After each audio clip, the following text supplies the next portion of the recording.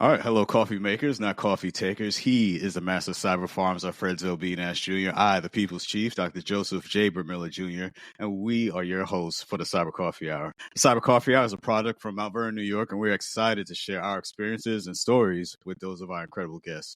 Our mission is to impart knowledge, enhance understanding, and cultivate a sense of community in the expansive world of cyberspace. So for today's show, we'll have a coffee chat with Wolfpack Security co-founder and CEO, Clea Ostendorf. Now, Clea is Wolfpack Security's co-founder and CEO. She leads the company in vision and delivery and brings the ability to bridge tech and people into the AppSec consultant space. She has been in security and tech for 15 years, playing roles in sales, delivery, advisory, and product management. Clea loves to get to the root cause of problems and find a win-win solution for everyone. Before Wolfpack, Clea worked at Code 42 as Field CISO, where she helped build and develop data security solutions. She has spoken at conferences and podcasts, including Black Hat, Open Source North, the CISO Series, Enterprise Tech Weekly, and more. She is active in the women in tech communities and continues to organize events nationwide. Clea loves cooking, gardening, drawing, and generally creating beautiful things off the keyboard. Clea Ostendorf, welcome to the Cyber Coffee Hour. Thank you guys for having me. I'm really excited to be here. Thank you for joining us. Just real quick, what we'd like to do just wanted to do a quick check-in as we go around the digital table here. So I guess Clea, we'll start with you as our guest. You know, how things been going for you and what you've been up to as of late. You want personal or professional? Whatever you want to. Hey, I mean, it kind of all blends together. So, I mean, the world is changing, and you know, as a business leader and somebody part of the community, my personal community, my professional community, you know, we're trying to navigate it. I'm trying to control what I can control and help people where I can. You know, that's anything from helping with a job search to sending groceries to somebody who can't afford it that week. So, you know, I'm just trying to control what I can in my little world. Alfredo, how about you, sir? Yeah, so I can't front. It's a little bit of a rough camp along the same lines. I've been kind of spreading myself a little thin to try to keep the lights on. But outside of that, yeah, I'm hustling. I'm staying dug in and trying to stay in this industry. I think for us, myself included, it's not the hardest part is not getting into the industry, it's staying in it. So, you know, I'm contested with that. I started a new job not too long ago. I'll probably brief out on that on another show. I'm also committed to several volunteer organizations at the same time, so I'm just trying to keep it moving, keeping the game, you know. Yeah. I'm not gonna really delve deep into this, but you know, everyone's aware. If you've been paying attention to the news, you know what's going on. So I'm not gonna dig into that.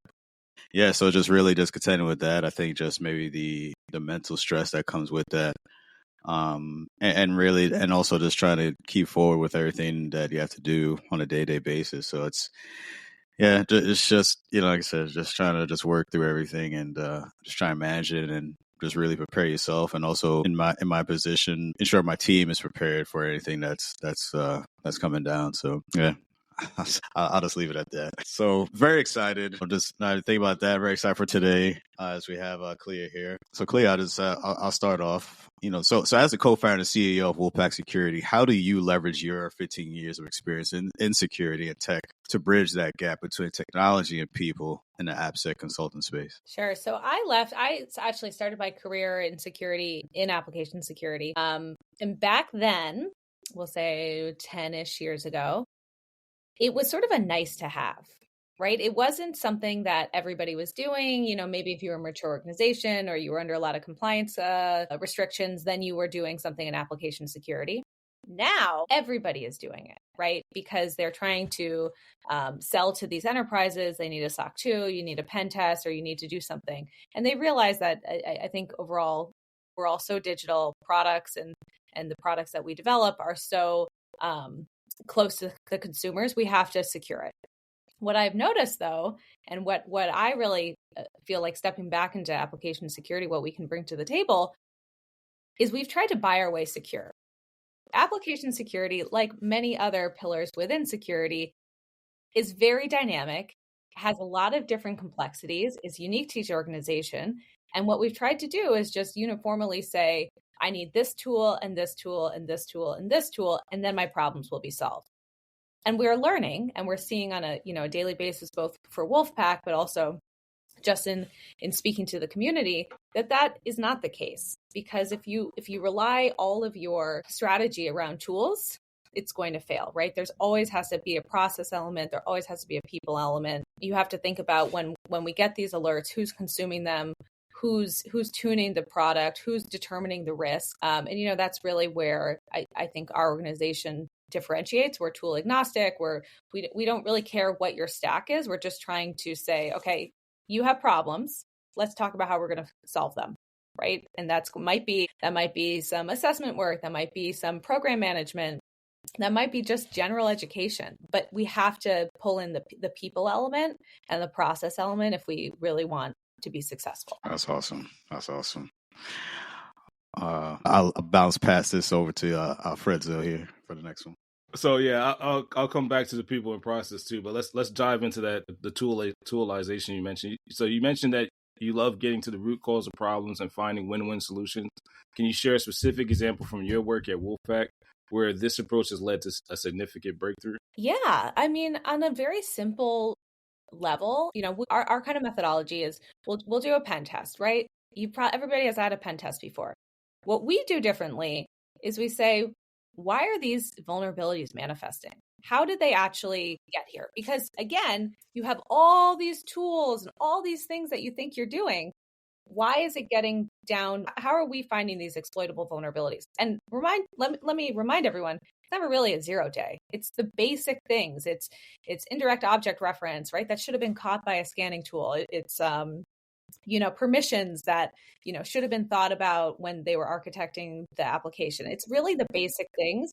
And so if you can take what is exploitable and what you have to fix, why not go one step further and say, where did it break down along the CI/CD pipeline that we can actually say, okay, this is not working. This team might need a little extra education, or we need to reevaluate how we're thinking about these vulnerabilities that are being popped up to us. Like how can we move one step further? And that's the root cause. Is it a people problem? Is it a technology problem? Or is it a process problem? And let's identify that so that next year I'm not seeing the same vulnerabilities. So I'll take that. I thank you for sharing that. There's a delay on my side. Go ahead, Alfredo. Yeah, there's a delay. I got some latency issues. I apologize, but I'll take it a step further too. I like the idea of bringing back to people and process, not just the toolization, because you're right. I'm tired of hearing about blind SQL, cross-site forgery, the same common things that, to your point, that my scanner should have detected. But then the other end is, why can't I see them linked and chained in the gaps in my processes, my people and processes, IS policy, governance reviews, all these things that are stood up to ensure that we're secure before we get in prod, still doesn't catch the OWASP top 10. It's been around for 20 years, and I've witnessed for 20 years that no one has dialed that into your point in educating the people in process and changing the mindset to, hey, we can get to this ahead of our release cycle, ahead of anybody going into production and finding a bug bounty, right? Because it's exciting when you find it before it's in production, before you have to award a bounty, before you have to get a whole bunch of folks spun up to patch it and then potentially bring your environment down. Not potentially today, because to your point, 10 years ago, we were told just kick it to prod. Now, today, it will bring your environment down. It will compromise everything that's in a Kubernetes cluster. Build some compensating controls and it'll be all good. Yeah. Right, exactly. And mitigations, right? Exactly. That was the verbiage 10 years ago. Now, 10 years later, those controls are out the window. They're bypassed. People and process as well. Someone might not know to this day what a blind SQL injection is, right? What think something towards my favorite, server-side request forgery. Those things keep me up at night 20 years later. And then, the other caveat I like too is training your staff and cadre in a non-technical manner to engage a security operations team. That's something that's very, I don't want to say lax, because it's not the organization's fault. It's us in this field, our industry, being empathetic and saying, hey, people don't know app security. They still don't. They still don't know what app security is. The cadre of folks that are out there in non-technical roles might need to get the same training, like awareness training, before application security. Because there's folks today that still don't know what we're talking about, unfortunately. So, sorry. So I got off on the rant. So, Jordan, from your experiences as a field CISO at Code 42. Yeah. How do you see the landscape of data security evolving, and what unique solutions and Wolfpack Security bring to address these challenges that we just mentioned? Sorry. Well, I mean, data security, I think it's everything that we're addressing today, Wolfpack, Code 42, any company in security, any product company or services company, we always were trying to traditionally block, right? The old ethos within security was block, fortify the castle, and move on. Now, the reality is with our incredible technology, all the SaaS tools, all the different layers and connections and API, I mean, it's impossible to block everything. So we have to change the mindset and how we're protecting by empowering the users, empowering the developers, empowering the end users, having some education and having some checks and balances. So I think, Code 42, before they were acquired by Mimecast, did a really good job at this by the concept was securing the collaboration culture. So knowing that your employees are going to be sending their data everywhere, how do you identify what matters that's being sent everywhere and what would impact the business if it was intercepted by somebody or it got out? Application security should not be pushing down these rules. How can you empower the engineering team to come up with their own concepts and architectural framework that aligns with the business risk, but allows them to do their job? And it's sort of like, if you're married or if you have kids or really if you have any relationship, you want the other person to agree with you, but you got to make it seem like it was their idea. So it's the same concept in business. How do you get the people to do what you want them to do, but it was their idea? And I think that's the tricky nuance that is not going to come from a tool. It comes from people talking. Yeah, there's a bit of a cerebral strategy that comes with that in order to get what you need. No, I think that's awesome. So you're active in women in tech communities and you organize events nationwide, which I feel not too long. I think you'll be doing worldwide soon, I believe. But what initiatives or strategies most effectively promote diversity and inclusion in the tech industry? Great question. I think we're all trying to help and do that in our own way. For me, I always am very transparent about my background as not being a really technical person and growing into it.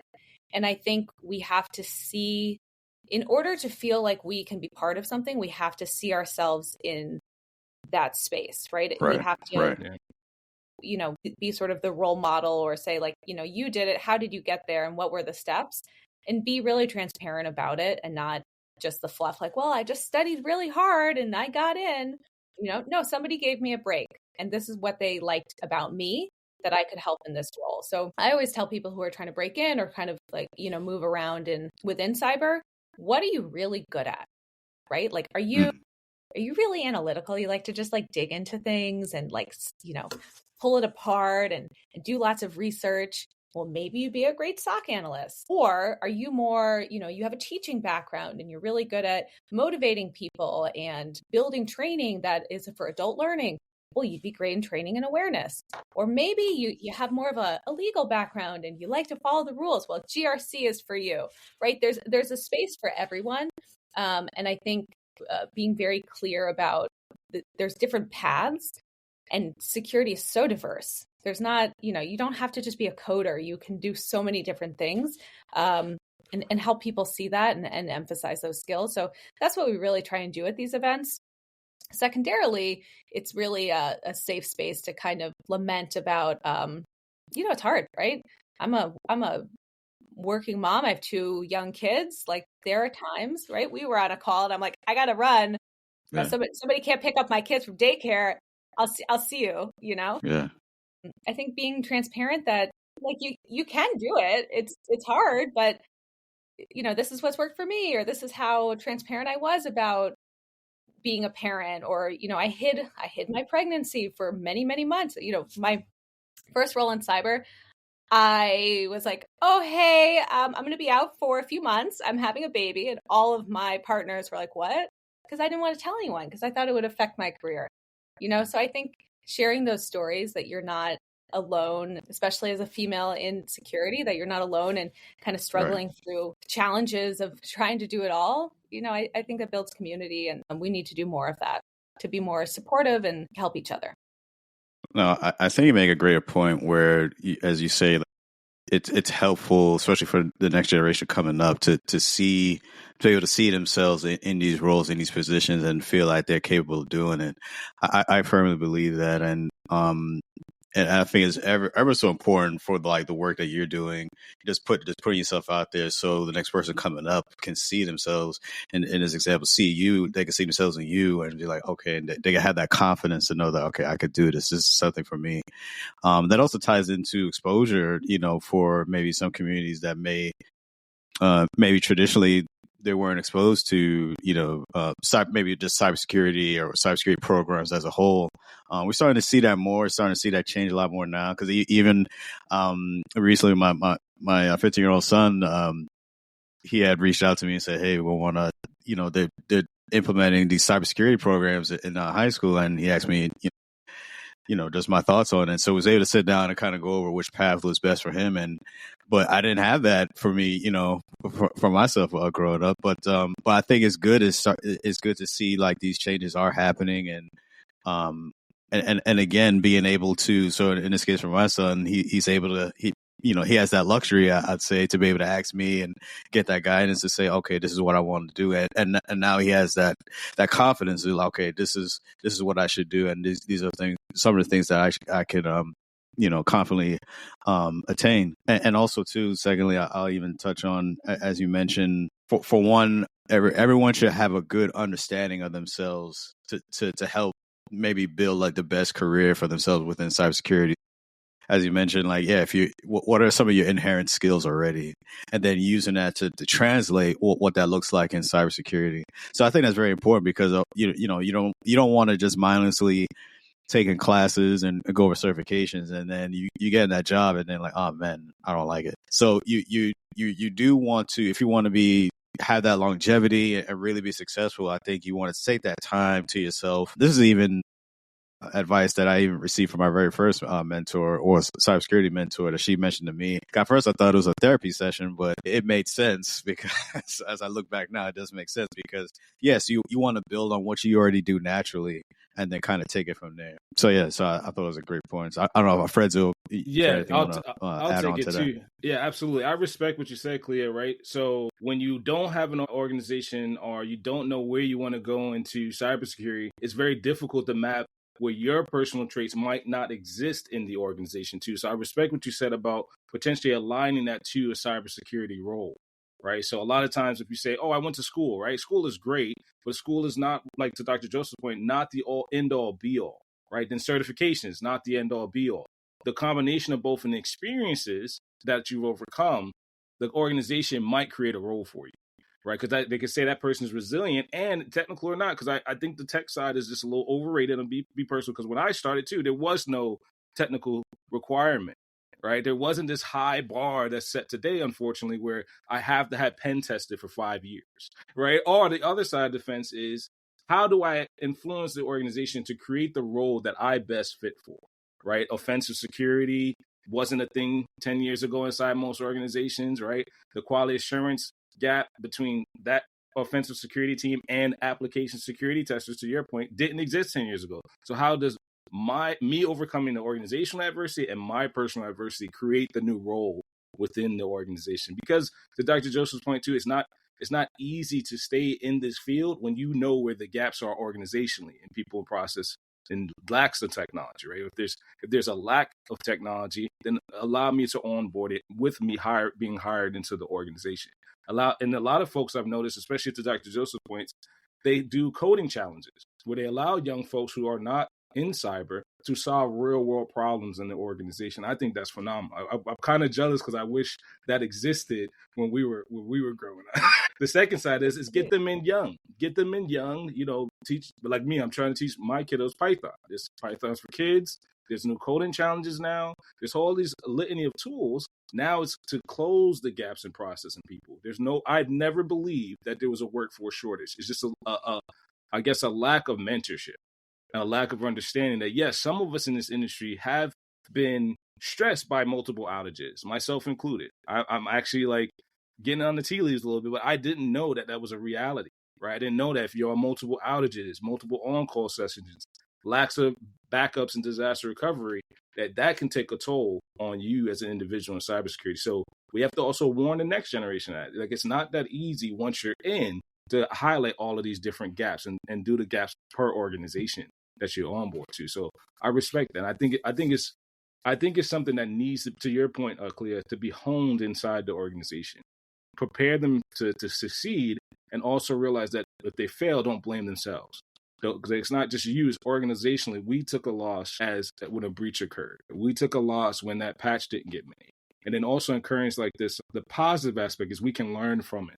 I'm always a fan of continuous learning, postmortems, if you want to say that too. That should be a regular thing where the incident is not that big of a deal. We handled it. I'm waiting to see where they're onboarding that part with the younger crowd. Because yes, everybody wants to jump into pen testing, but it's not this fun thing under incident. It's not something you could test in production either. So, Yeah. And I want to just say, my career journey, and I think this is for many people, it's one part grit, but it's one part luck and chance, right?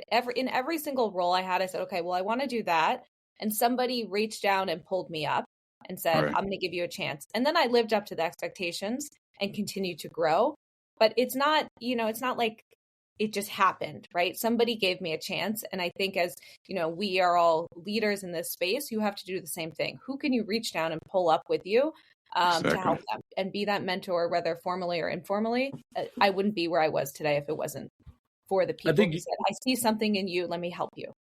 Yeah, 100%. Same for me. I was in an organization. They said, hey, you're an amazing software engineer. We don't have your skill set in our cadre of cybersecurity professionals. Would you mind onboarding to a new role?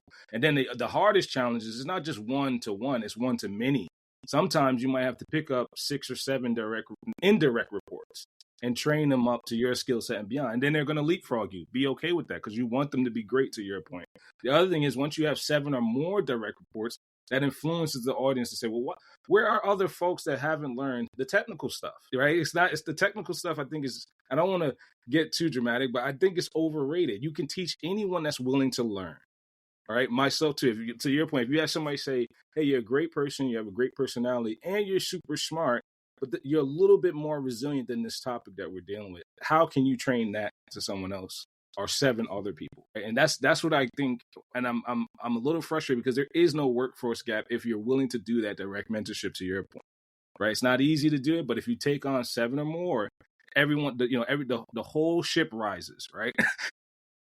And then eventually, hopefully in the near future, we'll have 0 vulnerabilities. I'm just saying because there's a movie actually out in Netflix called 0 Day with Robert De Niro.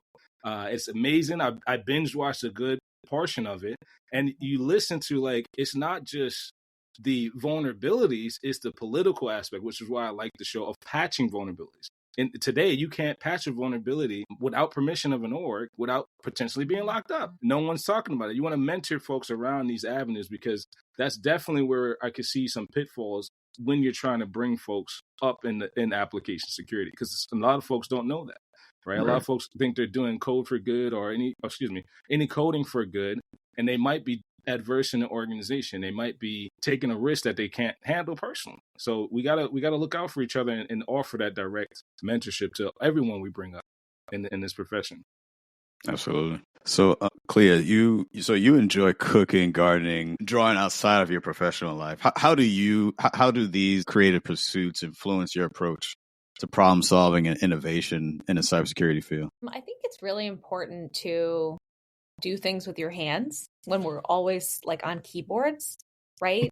It's all this, like, the world we live in is in many ways just this weird kind of matrix, right? It's all hypothetical. You're pushing code that does this. Like, to me, working with materials that I can directly create, and, sometimes it's good, sometimes it's bad. It just makes me feel grounded and connected to the earth, connected to to humans. It makes things a little more real and tangible.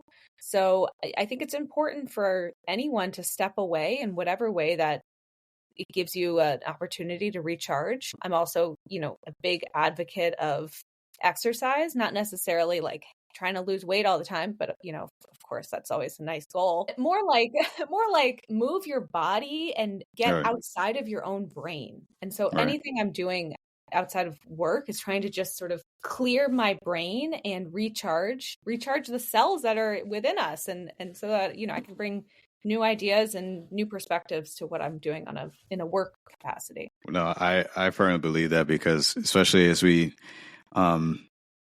get stressed out at certain parts of with the job that comes with that, you do need that release or some sort of maybe external activity that to help you. Whether, like you said, as you mentioned, with exercise, maybe some folks is video games, or I know Alfredo, he's probably the biggest gardener I know. So, but it's just an example of you should have an outlet to where you're able to step away from the keyboard and be able to recharge, as you mentioned, recharge those batteries, and that way when you do get back into the office, you'll be able to come back with more of a fresh mindset, more of a clear mind, and be able to tack on the next week of challenges that may come across. 100%. I'll take that just a little further. Right, for me, I couldn't keep playing video games. So video games used to be my outlet of a non-cyber thing to do. But then I started realizing the video games started talking about cyber. My particular favorite one was Metal Gear. And then when Metal Gear came out, I was like a senior professional in cybersecurity. And they were talking about AI cybersecurity. I was like, nope. And then all those years ago, I said, well, just like you said, how do I recharge the batteries, but also disconnect? And gardening was it. Gardening is, I don't know, and I want to hear from some of the coffee makers that are listening. If there's any cybersecurity folks that are gardening, please hit me up and hit the show up, because it is the best anti-cyber thing to do. Like, to your point, touching the soil, we're connected there. Planting, saplings, we're connected there. Watching the birds land on the tree that you grew, we're connected there. And most importantly, we're disconnected from that web of software, right? Because that's an ecosystem. Software as an ecosystem, gardening as an ecosystem, we're putting back into our environment and recharging. So I think that is the best thing to do that's outside of cyber. And then cooking. Whatever you grow, whatever you try to make edible, put in the pot. All ties in. Right. Put in the pot, touch it up, with some sauces or herbs that you've grown, and then try to eat it with your family, because that's also reconnecting back and staying offline or off grid. I'll say, folks will say, oh, we take it offline. I'll say, we'll take it off grid in the future. You heard it on our show. Yeah. Yeah, all of it. So, so we have Clea Ostendorf, a co-founder and CEO of Wolfpack Security, here on the Cyber Coffee Hour, part of the Alive Podcast Network. As we transition here, learn a little bit more about Clea and maybe some of her things that she likes to do outside of work, and some insights that she would like to share with us. So first, what do you feel, Clea, in your estimation, are the most significant emergent threats in cybersecurity today? The most unexciting ones, which would be all the tech debt that we have, right? I mean, I love the new shiny thing. Believe me, I always want something new and shiny and sparkly. But let me tell you what we really need to focus on. It's all of our legacy tech that we have just ignored, that we've just said, you know what, it'd be really hard to fix this, or it would be, it might break something. But guess what? When it does get popped and when it breaks, it's going to be really painful. So why don't we just invest a little bit up front and try and address that? So a lot of the work we're doing right now is, again, it's not really exciting, but it's just clearing tech debt, right? Like, I think that, that's a great place to use a contractor, because because you don't have to burn your employees out. You could just pass it on. Sorry, for my contracting friends, you could just pass it on to a contractor. I was trying not to say anything. Hey, I'll take this on, but we have to address it. I don't care if it's internal, if you farm it out, or if you redevelop something. It's a huge problem. And I think it's only going to get worse as we compile more and more and more and more, especially with AI on top of it. And, these legacy vulnerabilities that exist in our systems, guess what? AI is aware of it. So if you have your adversaries and your attackers starting to leverage that, they're going straight for the heart of the things that have been ignored and the core systems that we've just tried to pretend will be okay. So that's where I would say. I completely agree, Clea. I'm sorry, Dr. No, go ahead. Go ahead. I have been the contractor you talked about, and you're right. It's this very difficult relationship with tech debt, because anyone I mentor getting into contracts say, we're going to keep it real boring. I said, we're going to keep it real boring. We're not going to go high level. We're not going to go side of desk and all these industry changes. We'll keep it real boring and going after that antiquated platform. And a lot of folks don't like to hear that. And I'm glad you said it and not me, because if you're a technologist and you say legacy debt or legacy tech debt, it could be coming off adversarially as a contractor. And this is multiple jobs and career paths that I've been on, but also folks I've mentored. I say, hey, just keep it real boring for a second and then get to the shiny bits. So it's almost like a wasteland. I hate to say it. It's like you're watching the wasteland of shiny parts that are not being deployed backwards or not being put in tests. So let's get around the debt first to make it fun, almost like what they call it, a bug hunt, right? Or a bug challenge, right? Because folks can cut their teeth on that legacy environment and move forward and start having fun. So that's 100% received. I'm glad you said that. Okay, so right. you go ahead. Yeah. So what would you say was the first piece of technology that sparked your interest in cybersecurity? Well, first, I didn't even know what cyber was. And I was like, what is this? Oh, it's hackers. So you have the ability to go into people's messages and bank accounts and see what they're doing. And I'm just a nosy person. Now we've rebranded that to being curious, which I would say I'm a very curious person, and I would want to know what people are up to. I don't want to do anything bad, but I would want to know. So then I just went on this whole journey and became totally enamored with the space. And really, for me, what has kept me around is we're all in this together, right?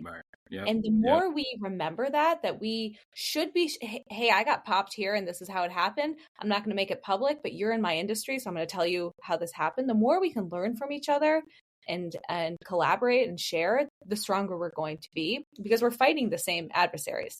So I love the community that is around security.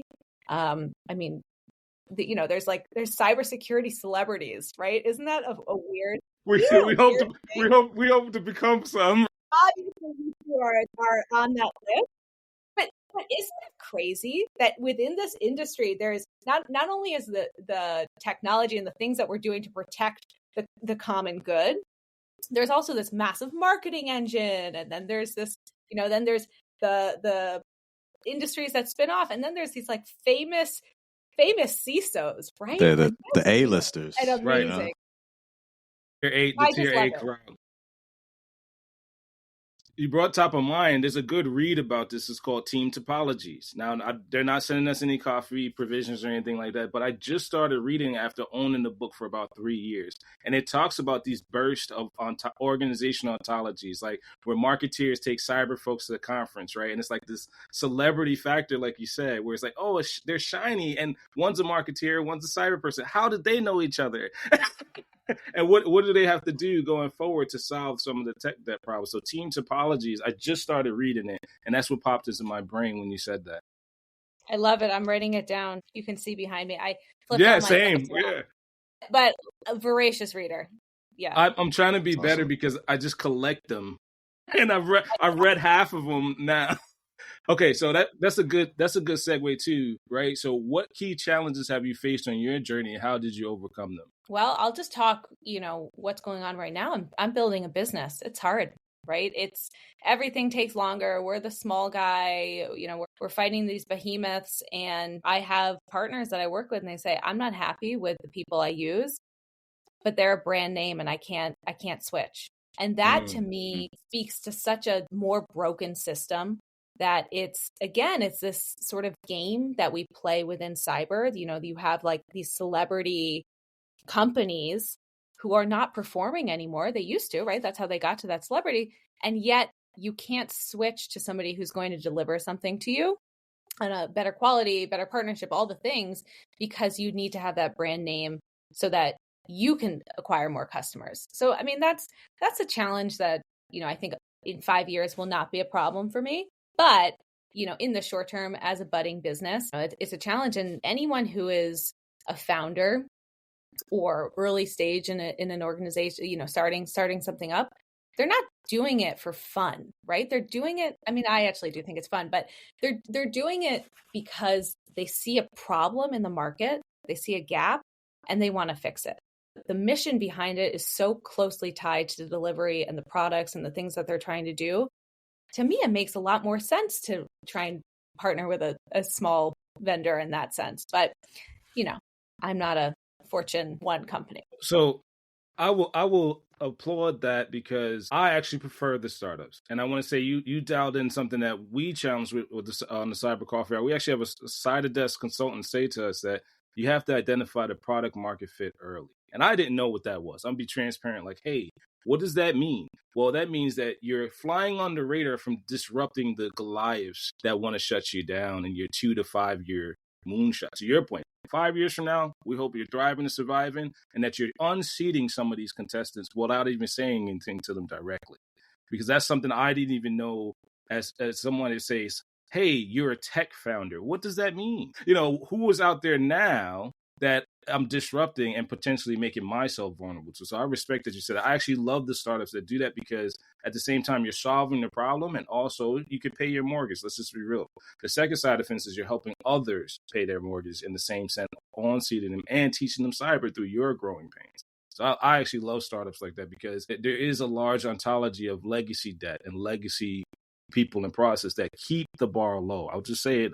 Don't throw any coffee beans at me, but they keep the bar low, and they onboard that low bar to some of the tech environments, people, process, and tech actually. But I love that. I love that idea, and I love that you're dialed it into where you will hire the right people to get the right job done. So I respect that. Yeah, it's almost like, when you're trying to go for coffee and you have the establishments like Dunkin' Donuts and Starbucks, they're there, you know them by name, but they stop trying. They don't have that personal effect anymore, as opposed to like the small businesses, the mom and pops, where they put in more effort. They care more about the relationships, delivery, how you feel, the ambiance, things of that nature, because they try more. So it's right. It's that correlation. I could definitely see that. But also with that, as we talk about coffee, Clea, what is your favorite coffee that helps you get through the day? Well, I like crappy Starbucks coffee. As we're saying this, right? I mean, okay, we have an espresso machine, so we use that. I like that. But when I'm out and about, no, I just want like a grande Pike Place with half and half. Like that, I'm very happy with that. I know it. And you know what? Sometimes you just want to know what you're getting, right? It's consistent. It's boilerplate. It's nothing special. But I know what I'm getting. And the Pike is hard to resist, because they gave it out for free. They give it out for free, like the bring you in, because that's their blend before you get their espresso. So to your point, to the boilerplate is like, who else do I go to that could do that, right? And I have an espresso machine as well, and I've never used it because I can go get a double espresso or Americano. But to Dr. Joseph's point, I'm kind of like, I'm used to them now. What else is left? Like, Dunkin' too. I balance it like, and no shots at Dunkin', but it's just the one bar above gas station coffee that I could deal with. I'm like, all right. No, that's true. That's factual. Like if I need anything else, if I don't have any coffee today, I'll go to Dunkin'. But if I want to ramp up on Dunkin', well, yes, I know Pike, Americano, Blonde Blend. I know them because they're there. They're the default. But then I have to pivot on Starbucks, to your point. It's like, all right, how do I make a better espresso shot? And who in my town, in my area, can make a better espresso shot and show me how to do that? So you're 100% right. And it's like you gravitate towards Starbucks' orbit because they're everywhere, right? Big box or not, even online.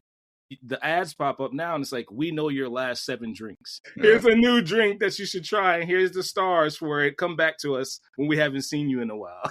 I am trying, though, and this is, universal in my life. I'm trying to support small businesses because now I am one. And I'm trying to be conscious about where I'm putting my money. Like, even if I don't want a coffee, we have a coffee shop a few blocks from my house. Horrible coffee, like the worst.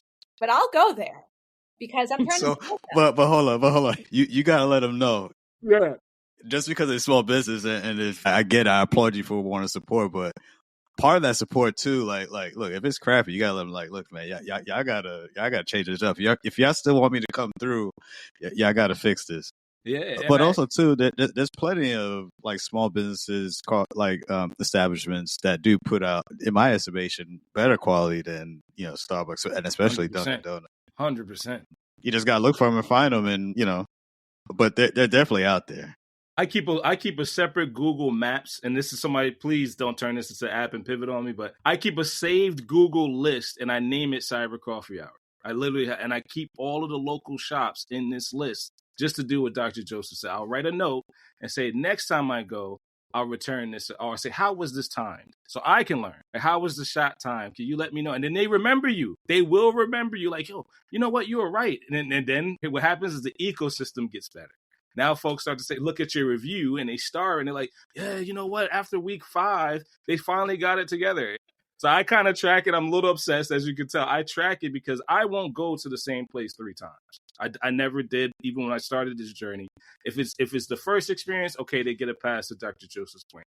The second experience, I'm going to say something, and I'm kind of going to make a suggestion and want to know the right, recommendation to Dr. Joseph's point again too.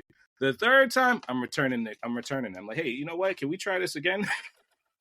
Can we try to make it again? So they know, 1, they're divesting, right? I'm divesting in their cup of coffee. And 2, hey, how do we learn what we did wrong with every customer like that, right? Because to Dr. Joseph's point, you don't want them to keep taking $5, $10, $25 and the coffee doesn't get better because it does start racking up. That's just insanity at that point. So, Clea, if you could have any superpower to help you in cybersecurity, what would it be? Well, you hinted to it. We'll give you a hint. You said no. Wait. Well, you hinted to it. You said something about hacking into things. Okay, fine. I would like to. I would like to be able to do my own pen tests. I would like to be able to be a hacker. I've always wanted to do that. We just did it. We just pen tested the coffee shop. Yeah, you see, this is how we just hey, the vulnerability is the cup of coffee is not getting better. And it stayed weak. And, how do we influence the conversation? Well, we do an outbrief report on the last 3 cups of coffee. And we say in the last 3 cups of coffee, we've had a finding that the shots weren't timed properly. The next engagement, we'll have to figure out how to time the shots properly. Send the finding. Pen test done. You make it look so easy. It's not. It took 10 years. That's so I'll tell them. Power. It took 10 years to be told that's what I brought to an organization, a startup at that. And actually, shout out to Datto, right? Like, I'm done. Shout out to Datto. They had to teach me, right, how to stay in seat, how to be quiet about certain things and test software because I didn't know how to. And now, all these years later, they started another startup called Slide. Shout out to them if, the coffee check is in the mail. But they initially said exactly that. You don't have to know how to pen test. We'll show you how. Right, that's the superpower to you.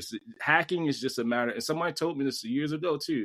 Hacking is just learning how to figure out what you don't know how to do, right? And then engaging that and engaging and teaching others. You'll learn by teaching others. So 100%, that's a superpower that is not easily learned. All right. So lastly, what are some of the, and I think we kind of touched on it earlier, but like just some of like your hobbies, interests, just like what you like to do, outside of. Okay. Outside of work, I'm in a cooking club, which is awesome. It's with a bunch of ladies and we choose a cuisine and all make dishes, and the cooking levels are very varied. I mean, some are semi-professional and some you don't want to eat. So it keeps it interesting.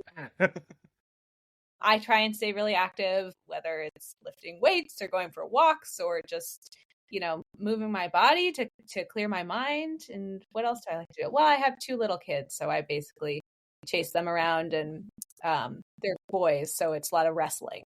Yeah. WWE. I learned. I'm learning how to wrestle. Elbow drops from the top rope. Right. The jumping. Random construction paper.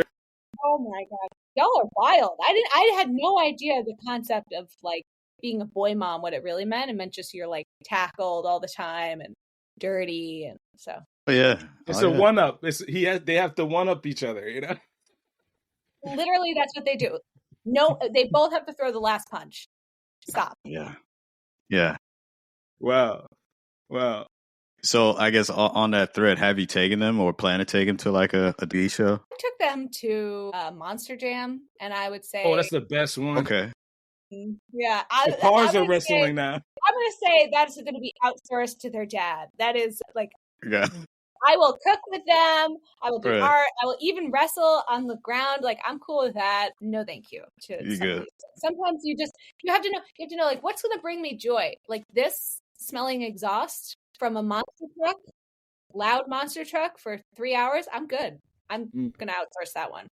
That sounds like a great day to me. The fuel, exactly. the time. You know what? Somebody's going to love it. Somebody's going to love it. It's just not me. So I don't want to take that opportunity away from somebody else. And what about sports? Are they young? Are they young for sports or too young? Or what sports are they? They're getting into it, finding their stride in sports. I don't know. We'll see. They're skating actually right now as we speak. So their dad. I won't influence the masses, but put one in rugby and the other one in football and see how they contest on that. Like, let's see how they get better at both. Oh my God. You're trying to have me just have broken windows. Well, I have a boy and a girl, right? And they compete. They're 4 years apart, and they compete as it is. My daughter and son, I love that they're one-upping each other with the distance, but it's a great engagement to like I'm learning their personalities because of it, right? So I think it's awesome that you just said that because I don't think I would be a bad influence on it if they were both boys because we'd be at like the Renaissance Fair, right? Like there'll be like a cage match in the backyard, you know? Oh yeah. You got to set up the whole ring and everything. Right. We'll be doing what is that? Do they still do go-kart? Do kids like go-karts like that? We'll be Monster Jam go-karts. We'll jump the ramp and see if we can do that. I would do that. I mean, I'm learning. I'm just going with the flow. You got to embrace the personalities that they are and try and shape a little bit. But at the end of the day, they are who they are when they're born. Like literally, these personalities were there. And do they help with the gardening? Do they help with the gardening that you do at all? You know what? They actually do like to get involved. So that's fun. Nice. We have little seedlings going right now. Hopefully I keep them alive for the next 3 months, but no promises. Another question too. What happens to the recipes that don't go so well? What do you do with those in your cooking classes? My cooking for my family is so boring now. I just am like, I'm feeding toddlers, so is it cheese, meat, and bread? Some variety, pasta. Right. I mean, I'm lining up. Like cooking used to be really an exciting thing for me. It's not anymore. It is. Got it. What form of ground beef are we eating? Because at the end of the day, it's nothing to eat. Like picky eaters are so frustrating. So I'm just. That's why. Yeah, that could be. I get that. Well, Clea, it was definitely had a great time and conversation with you, and I appreciate you taking the time with us today. But so as we get ready to sign off, any last things you want to share with our listeners?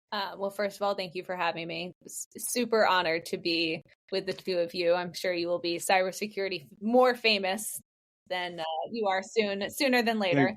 Here's my big takeaway. I think these days we have to support each other. We have to put our money where our mouth is.